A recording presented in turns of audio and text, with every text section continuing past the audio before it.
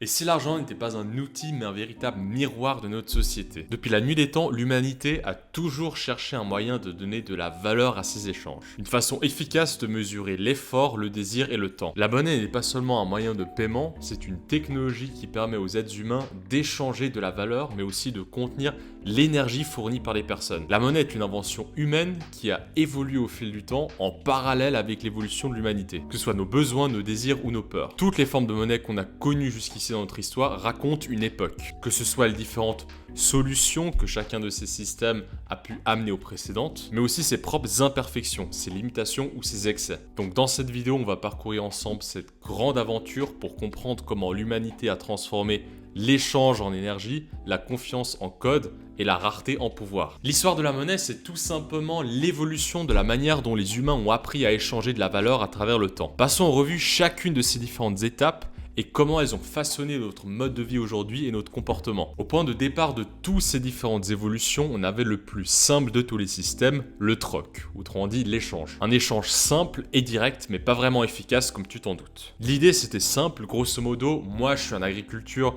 et je plante des tomates, et toi par exemple, tu es un fermier, tu as un poulailler. Et le deal c'est que moi je t'échange quelques tomates contre une poule. Ce système ça va faire que et toi et moi on sera gagnants parce que moi je vais t'échanger des tomates et je vais gagner un poulet en retour, donc moi j'aurai mon apport en protéines et toi ça va donner un apport en vitamine C. Et ça comme je te disais c'est le système qui existe depuis la nuit des temps, et aujourd'hui ce système il reste encore présent dans différents aspects de notre société. Le fameux exemple quand on échange de la farine contre des œufs avec le voisin, ou quand on s'échange une carte contre une autre à la cour de récré. Et ce système de troc c'était le début de l'histoire de la monnaie. Imparfait, mais fondateur. Et comme je te l'ai dit, à l'évidence, ce système avait très rapidement de sérieuses limites, notamment en termes de flexibilité, ce qui empêchait notre société de pouvoir se développer rapidement et efficacement. Pourquoi? Parce que pour qu'un système comme ça fonctionne, il fallait ce qu'on appelle une double coïncidence des besoins. Donc que chacun veuille exactement ce que l'autre a. L'exemple des tomates et de la poule que je t'ai donné tout à l'heure, ça c'est justement un exemple de double coïncidence des besoins, parce que toi tu as besoin de tomates et moi j'ai besoin de poules. Mais maintenant imagine-toi que moi par exemple j'avais pas de tomates à t'offrir, mais par exemple du bois. Il se trouve que toi tu n'as pas besoin de bois. Mais à ce moment-là il n'y aurait pas eu de double coïncidence des besoins et il n'y aurait pas eu d'échange de valeur. Alors que moi j'ai toujours besoin de protéines et toi tu as toujours besoin de tes vitamines. Donc il n'y a aucun problème qui a été résolu. Alors qu'avec une valeur intermédiaire au mieux, donc une monnaie, moi j'aurais simplement pu t'acheter quelques poulets et mon problème aurait été résolu. Et toutes les choses que tu vois autour de toi aujourd'hui, sans rentrer dans le est-ce que c'est bien ou est-ce que c'est mal, mais toutes ces différentes choses n'auraient pas pu être possibles de réaliser si on était resté dans le système du troc. Ça aurait été un système beaucoup trop inflexible. Donc il a fallu justement trouver un système d'échange de valeur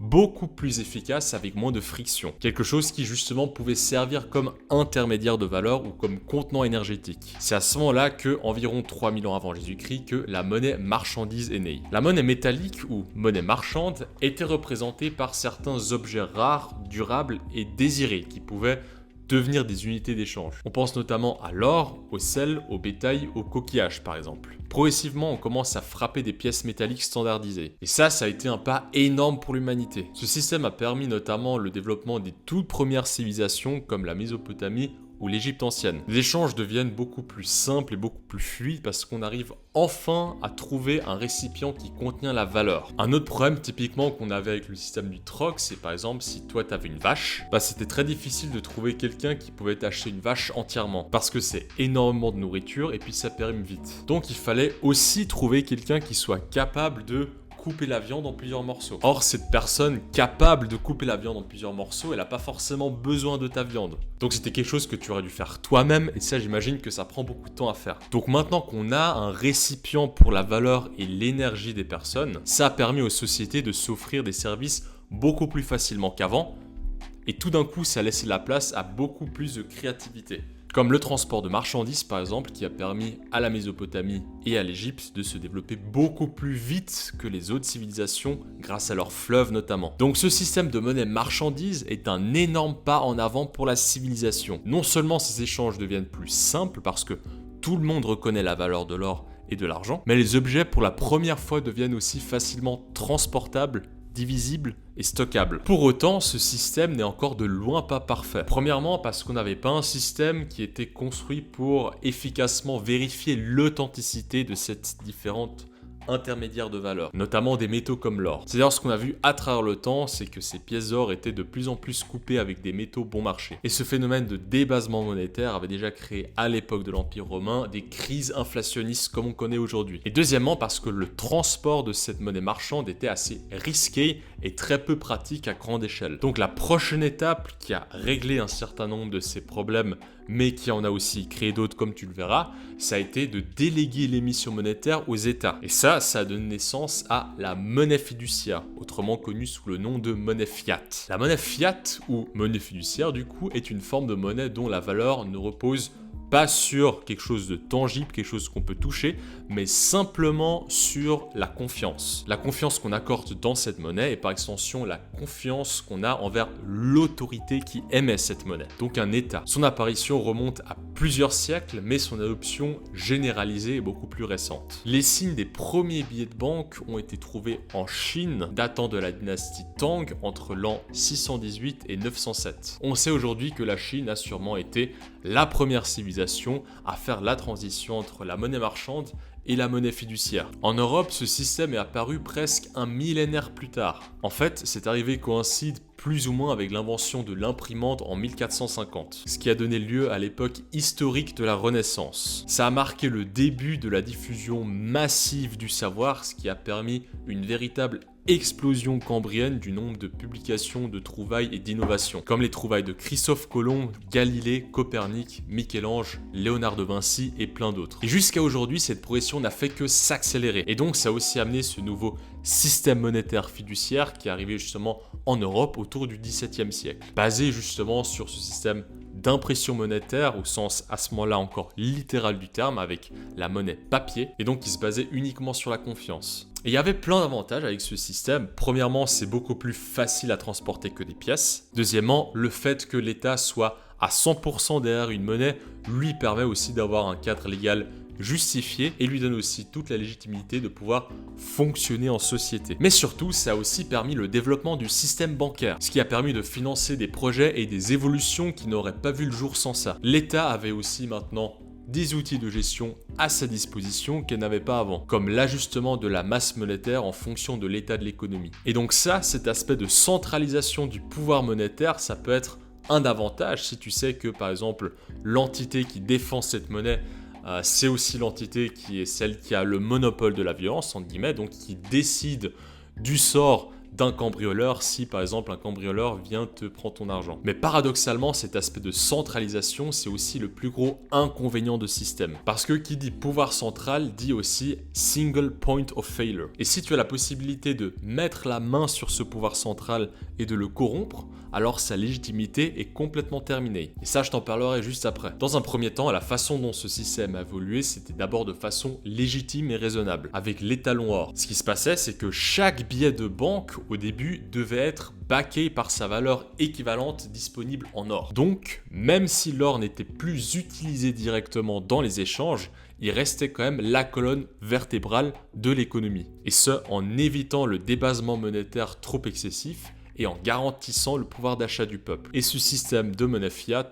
est un système qui a tenu la route plus ou moins pendant 200-300 ans, ce qui n'est pas très long en soi. Pourquoi ? Parce que ce qu'on a vu dans l'histoire, c'est que la nature corruptible de l'entité centrale a vite repris le dessus à chaque fois. Donc qu'est-ce qui s'est passé ? Il faut savoir que toute cette période, ça a été essentiellement une période de domination économique de l'Europe sur le reste du monde. Mais l'équilibre des puissances à l'intérieur de l'Europe changeait souvent. Ray Dalio en parle très bien dans son livre The Changing World Order. Autour d'environ 1650 à 1750, c'était l'Empire hollandais qui était la plus grosse puissance du monde. Puis ça a été les Britanniques pendant environ 200 ans avant de laisser leur place aux États-Unis. Ça a été une période très particulière puisqu'on était vraiment dans une grosse rivalité entre les pays européens pour devenir la prochaine grande puissance. Et ça menait à des guerres de débasement monétaire entre les pays européens et à des guerres tout court avec la Première Guerre mondiale. Cette Première Guerre mondiale a d'ailleurs coupé court au rêve de domination allemande, qui était juste avant cette guerre largement sur une trajectoire pour devenir la prochaine grande puissance